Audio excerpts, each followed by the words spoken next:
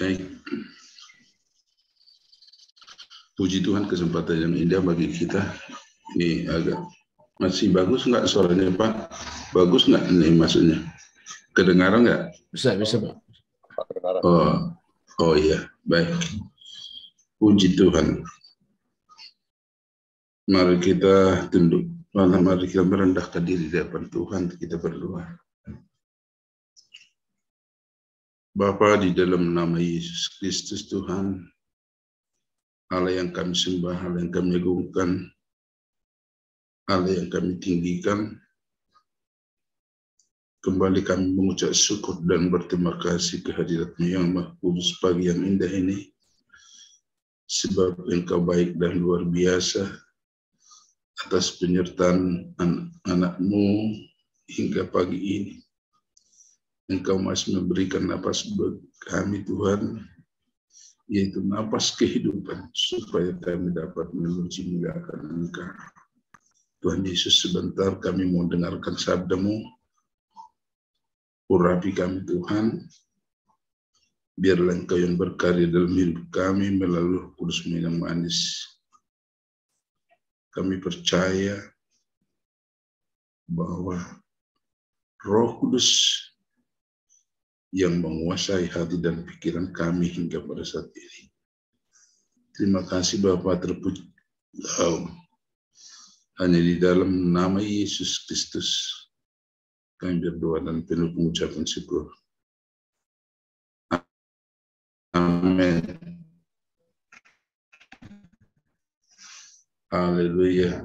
Puji Tuhan buat kita, saudara yang kekasih dalam Tuhan Yesus Kristus. Di mana pada pagi ini kita mau dibenahi oleh kebenaran firman Tuhan, baik secara singkat, tetapi biarlah firman Tuhan menjadi hidup dalam kehidupan kita, bahwa firman Tuhan yang mampu menguasai kita, bukan kita menguasai kebenaran firman Tuhan. Satu hal yang kita akan pegang dalam firman Tuhan, bahwa setiap orang percaya ya kepada Tuhan mendapat keselamatan. Ya, ketepatan tadi malam Pak Surbati juga menelpon saya dikarenakan membawa ini firman Tuhan. Pulang malam ya kurang, sebenarnya masih kurang tidur, tetapi ya biarlah karunia Roh Kudus yang menguasai hati dan pikiran saya untuk menyampaikan kebenaran firman Tuhan. Firman Tuhan pagi ini buat kita yang terdapat di dalam 2 Korintus 4 ayat 9. Dengan bacanya di sini saya akan bacakan buat kita semua. Kami dianiaya namun ditinggalkan sendiri. Kami dihempaskan namun tidak binasa. Ini adalah tema yang pada pagi ini saya ulang kembali. Kami dianiaya namun tidak ditinggalkan sendirian. Kami dihempaskan namun tidak binasa. Dalam bahasa persecuted but not forsaken, cast down but not destroyed. Ya, ini puji Tuhan, saudara yang kekasih dalam Tuhan Yesus Kristus. Terkadang saudara yang kekasih di dalam Yesus Kristus, kita yang sebagai mengikut Kristus ada suatu yang janggal dalam hidup kita, ya tentunya kita bisa memohon kepada Tuhan menyerahkan hidup total. Sehingga saudaraku, yang Yesus Kristus ada pernyataan Tuhan, ya ada di dalam kebenaran firman Tuhan, Roma 8 ayat 35 yang berkata, 35 berkata demikian, kasih Kristus, penindasan atau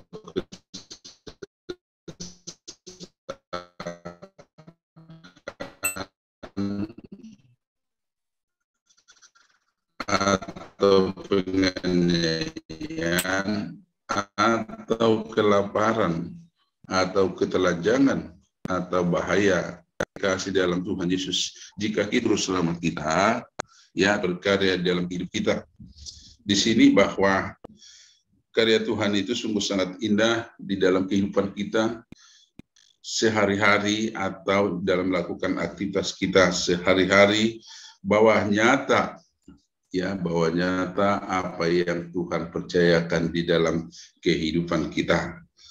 Nah, saudara yang kekasih dalam Tuhan Yesus, dikatakan kalimatnya di sini, kami dianiaya namun tidak ditinggalkan sendiri. Berarti saudaraku, ini saya garis bawain, bila kita anak Tuhan dianiayai, tidak ditinggalkan sendirian, Tuhan juga berkarya.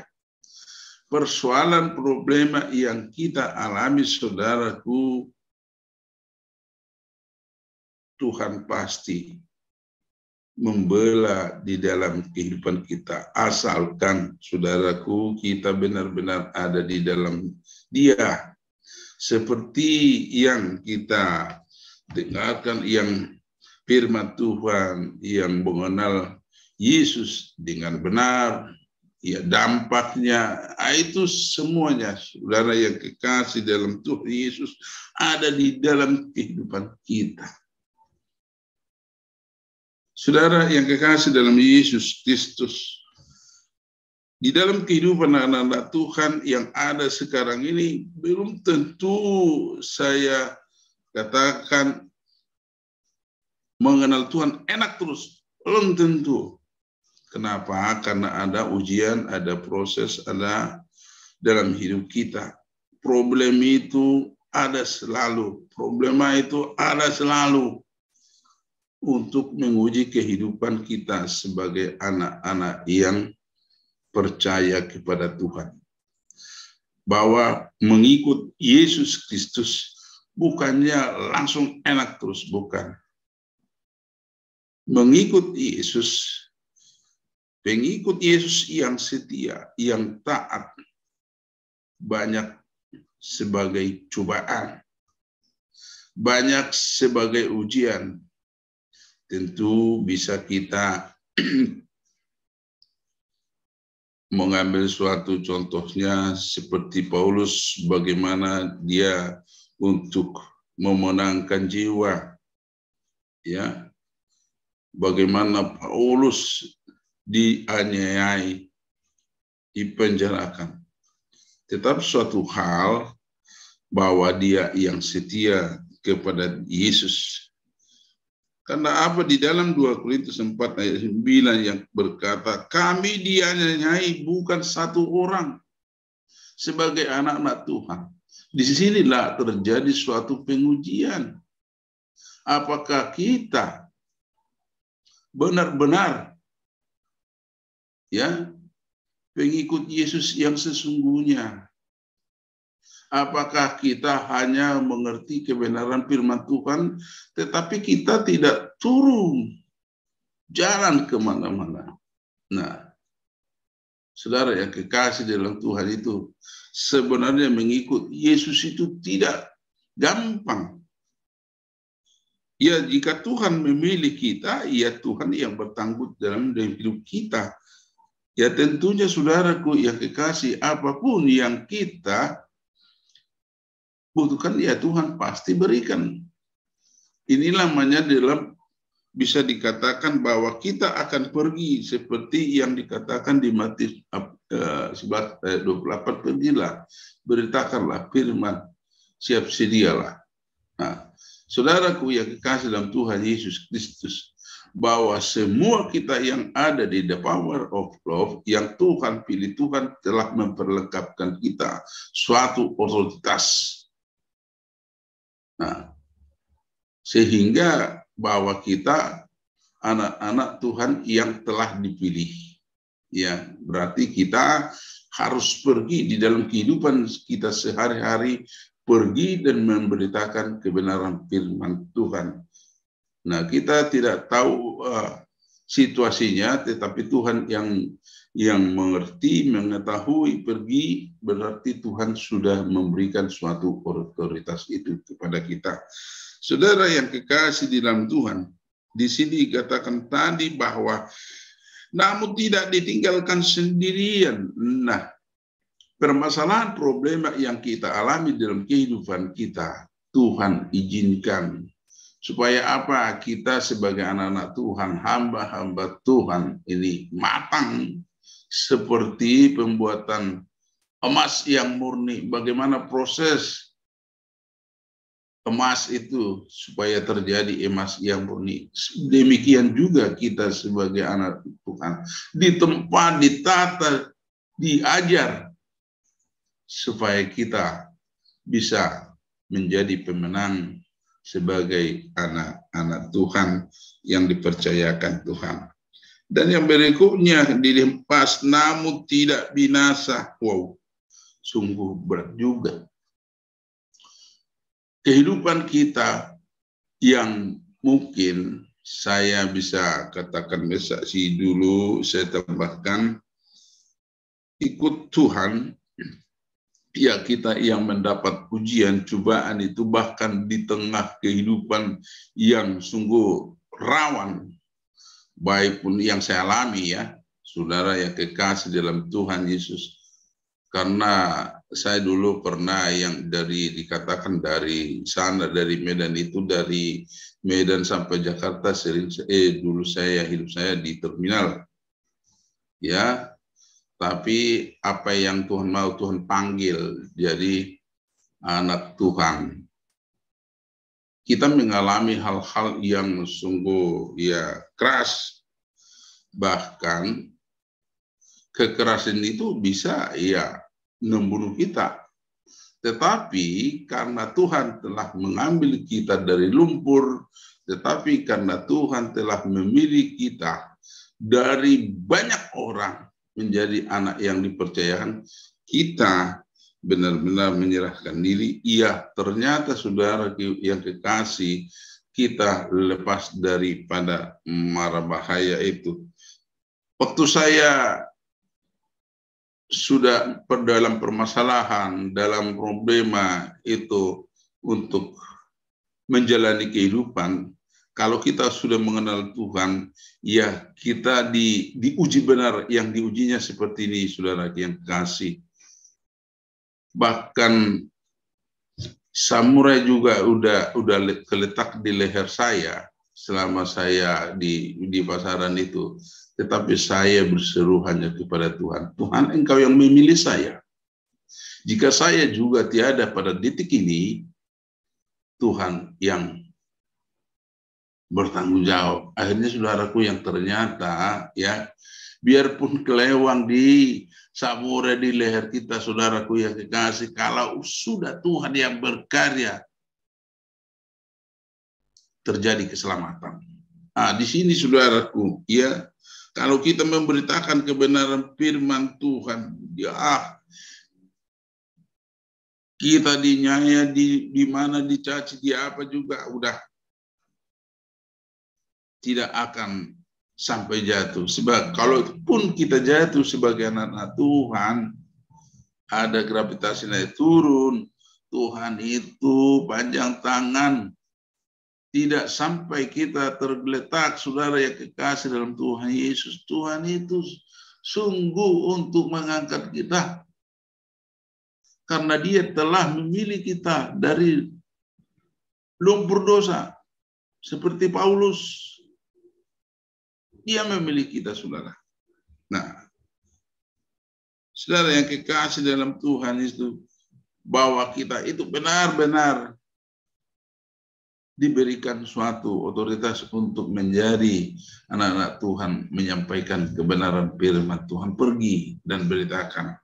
Nah, apa yang kita buat di sini, saudaraku yang kekasih dalam Tuhan, kalau kita sudah percaya kepada Tuhan dan melakukan kehendaknya, berarti kita mendapatkan suatu pengharapan.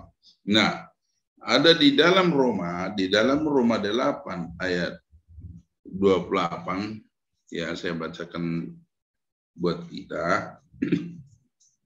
Ayat 28 dikatakan di sini, kita tahu sekarang bahwa Allah turut bekerja dalam segala sesuatu untuk mendatangkan kebaikan bagi mereka yang mengasihi Dia, yaitu bagi mereka yang terpanggil sesuai dengan rencana Allah. Sebab semua orang yang dipilihnya dari semula, mereka juga ditentukannya dari semula untuk menjadi serupa dengan gambaran anaknya, supaya ia, anaknya itu, menjadi yang sulung di antara banyak saudara. Yang 30 berkata demikian, saudara, dan mereka yang ditentukannya dari semula, mereka itu juga dipanggilnya, dan mereka yang dipanggilnya, mereka itu dibenarkannya. Dan mereka yang dibenarkannya, mereka itu juga dimuliakannya. Wow, keren sekali saudara. Inilah sebagai pernyataan Tuhan buat kehidupan kita anak-anak Tuhan. Saudaraku yang kasih, kita percaya kita yang dipilih oleh Tuhan.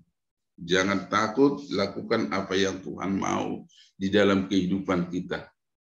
Kenapa? Sebab segala sesuatu itu yang diberikan Tuhan kepada saudara dan saya itu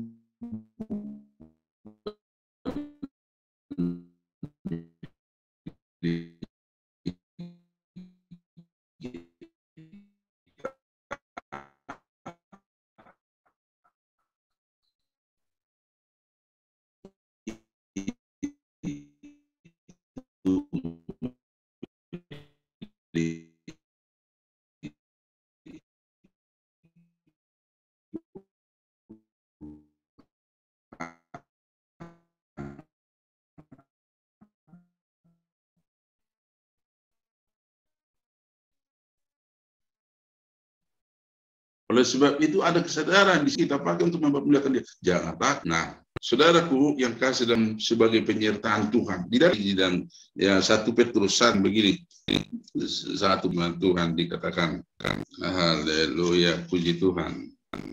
Keselamatan itulah yang diselidiki